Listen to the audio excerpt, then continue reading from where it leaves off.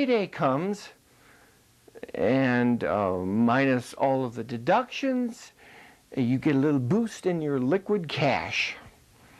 And the money then sort of hemorrhages, it pours out in the next couple of weeks until it finally gets to the squeaking point at the end, right before your next paycheck, and you start going, will I make it before the next paycheck? No, that's what most people have. Is there no tomorrow? Would it be possible for you to save a quarter of what you earn? 25 cents out of every dollar? Sure.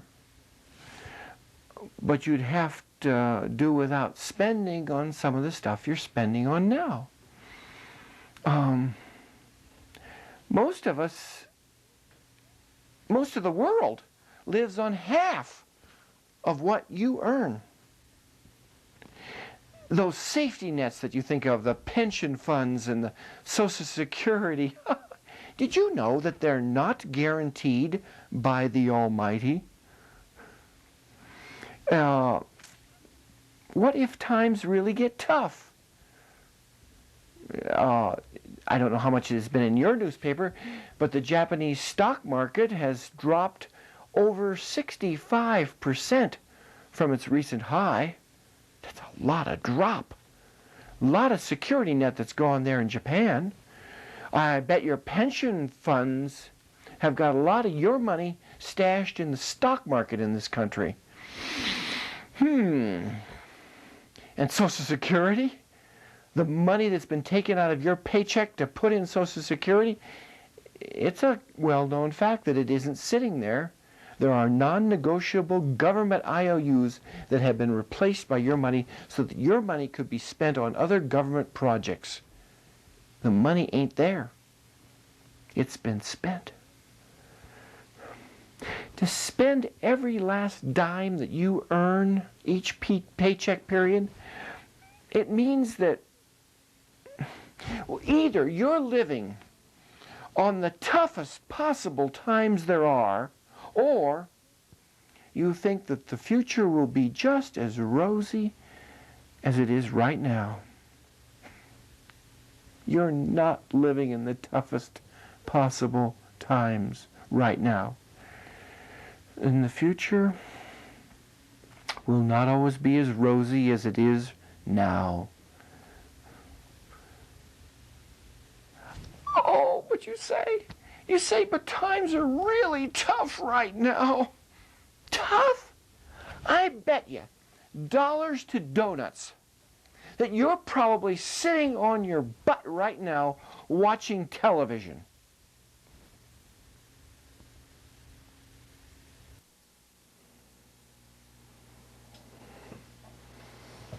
History.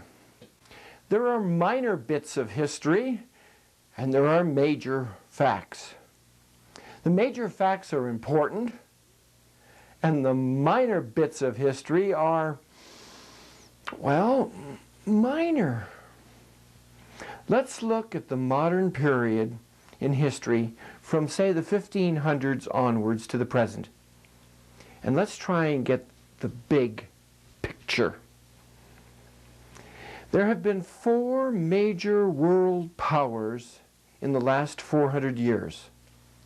Who were they? The world has been dominated by 4 nations, one after another, and can you name them? Such a simple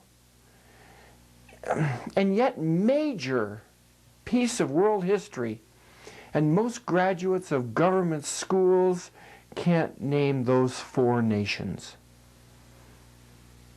Those 4 nations each took their turn on the world stage at the top of the heap, leading the world in trade, in empire, and in influence.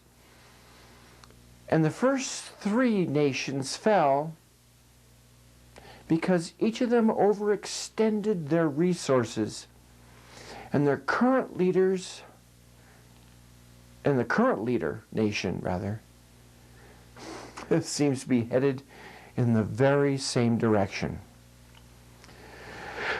The fourth and current world leader is the United States of America.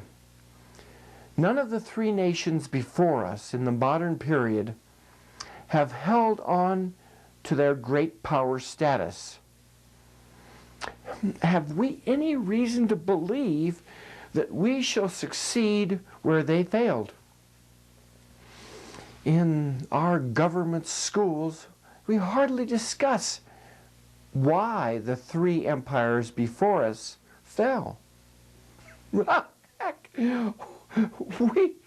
we hardly even know their names. How then shall we benefit from their examples? The first of the four countries as a world power in the 1500s was Spain.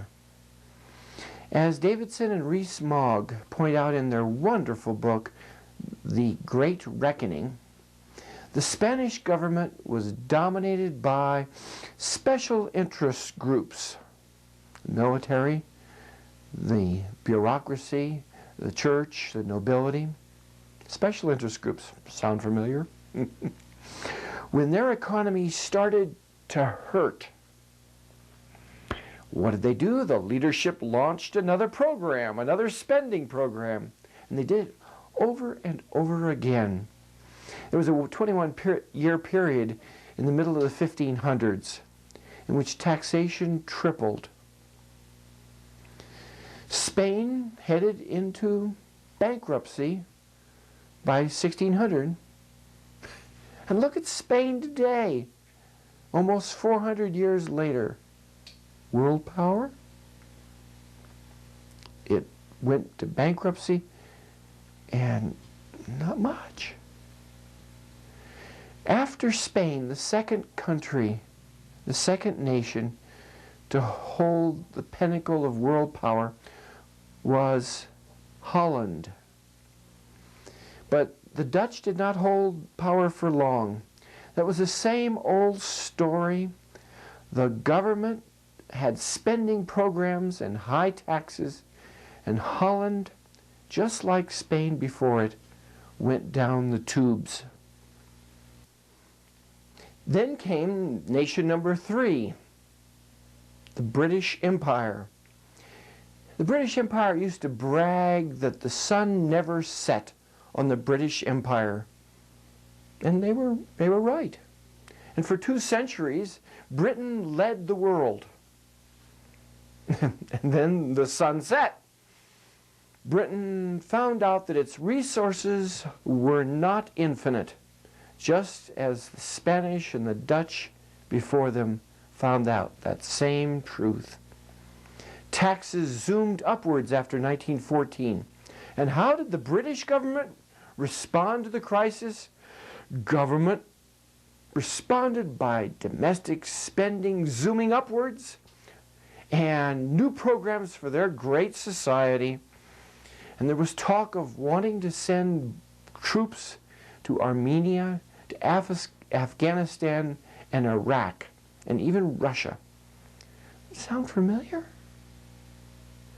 When one party thought of a new government spending program, the other party thought of even a bigger program with more spending to buy the votes. When government spends and spends, the economy invariably suffers. People suffer. Today, 20 countries have higher standards of living than the once Great Britain. And so we are here today on the top of the heap, the good old U.S.A. And we're getting ready, it appears, to hand over our position as world leader to Japan. It makes sense why the government schools don't teach why Spain and Holland and Britain fell from their heights. What politician who wants to propose yet another government spending program to help one group or another? What politician who wants to propose yet another tax? What politician who wants to spend another $1 million is going to support having the children in the government schools learn why Spain fell from its #1 position to where it is today, and learn why Holland fell from #1 to a country where today Dutch is losing, as a language, is losing ground to English? What politician would like to support having children in government schools learn why Britain fell to a 20th rate economic country today? History is not there just for memorizing dates. There's a startling message that we can profit by. Spain, Holland, Britain, and now us. And each time they thought the money would never run out. And each time they had more great society programs.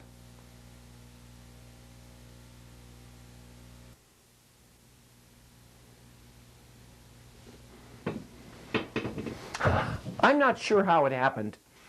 Recently I found myself sitting in a darkened movie theater watching the preteen movie The Babysitter's Club. In my group were 2 10-year-olds, which may have explained some of the choice of the film. But for whatever reasons, I was watching the unfolding of a highly predictable movie. When the girls formed their summer business, I knew that they would be successful. When one of them stayed behind at the merry-go-round at the fairgrounds, I knew she'd get locked in the whole fairgrounds alone.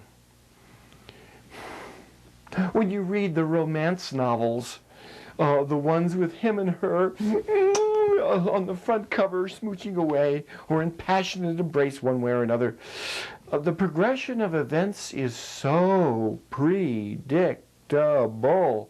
1/5 of the way through the novel, they meet. And then 4/5 of the way through the novel, they're in their deepest despair as the events become so bad. One version of hell, for me at least, would be to have to sit through the Babysitter's Club movie or read a Bodice Ripper, the same one, over and over again, day after day. Now we switch to the opposite extreme. The great texts, those canonical books that call to the best in each of us. Harold Bloom wrote in his book, The Western Canon, one ancient test for the canonical remains fiercely valid. Unless it demands rereading, the work does not qualify.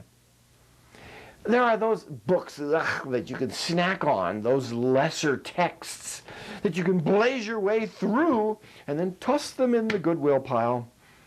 They're just like so much cotton candy, like cotton candy sports and cotton candy situation comedies on TV.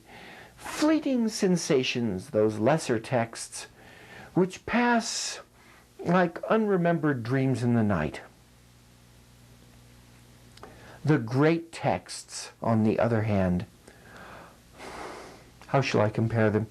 They're like your most memorable love affair. It's not a matter of giggly pleasure, but of deep, difficult living.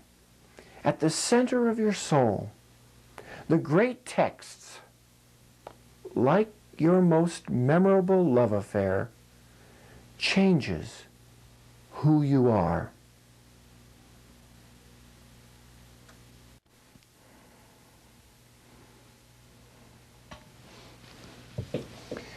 Let's talk about lust.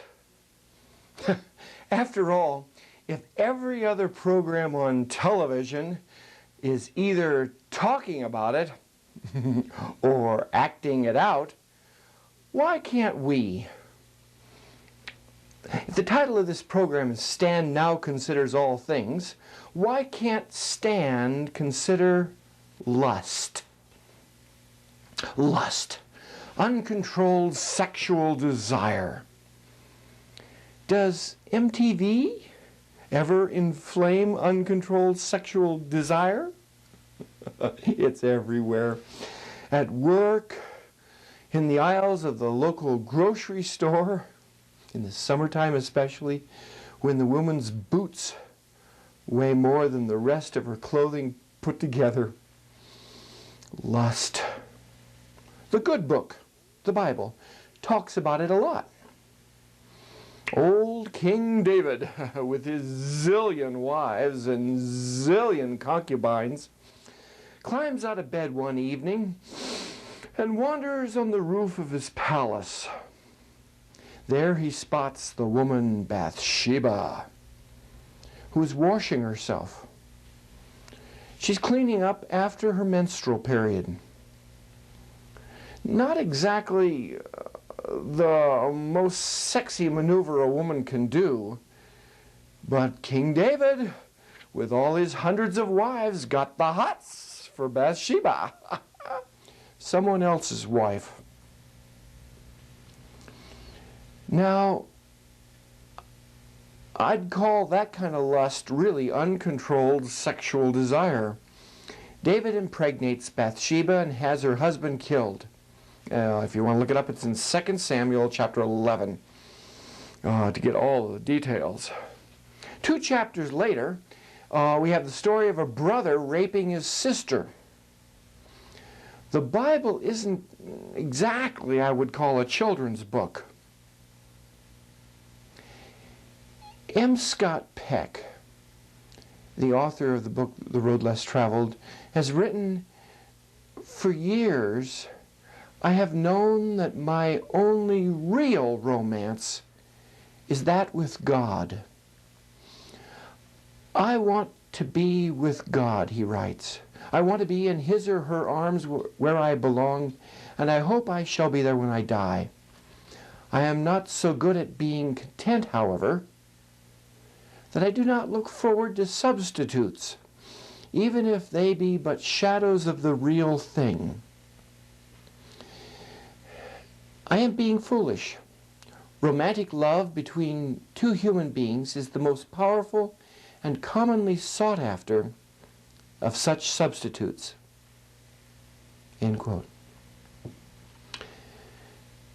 Now perhaps the epigram of Frederick Buechner will make sense. He writes, "Lust is the craving for salt of a man who is dying of thirst."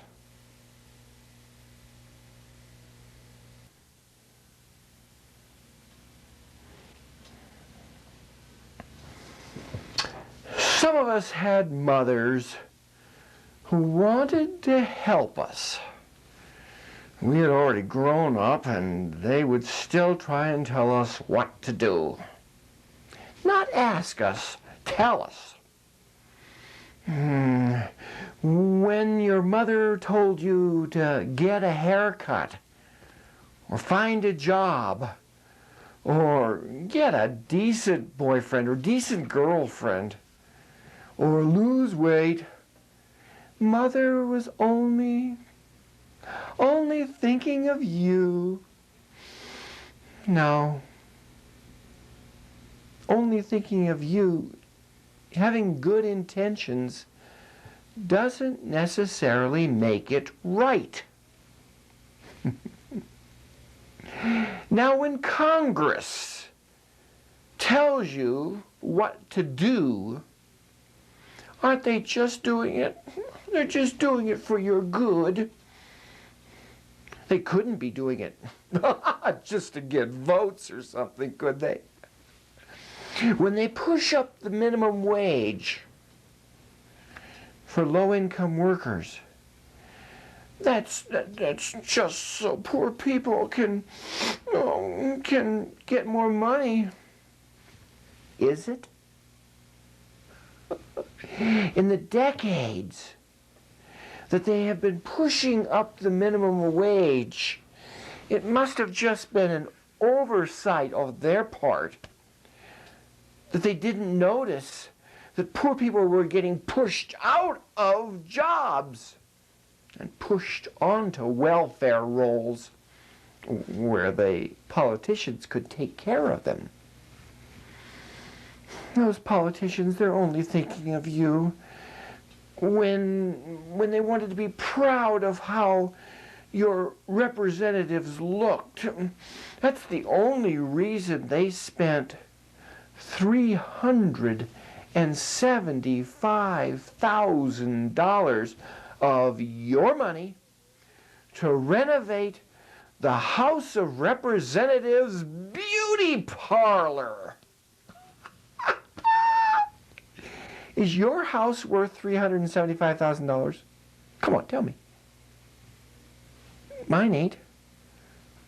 What kind of beauty parlor could you design with $375,000?